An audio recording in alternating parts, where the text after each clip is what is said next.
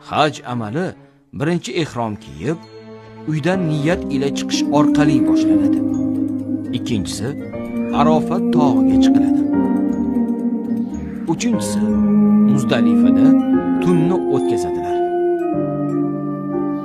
Keyin Zulhijjaning 10-sidan Minoga borib 7 ta tosh otiladi.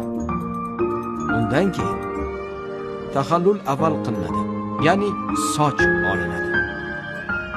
Tahallul avvaldan so'ng hojilar Minoga qaytishadi va tunni o'sha yerda o'tkazishadi.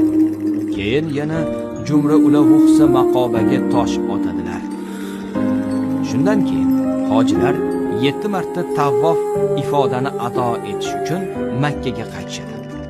Ular Safo va Marvo orasida sa'ni, ya'ni 7 bor borib qaytish amalini bajaradilar. Undan keyin tahallul tasani bajaradilar.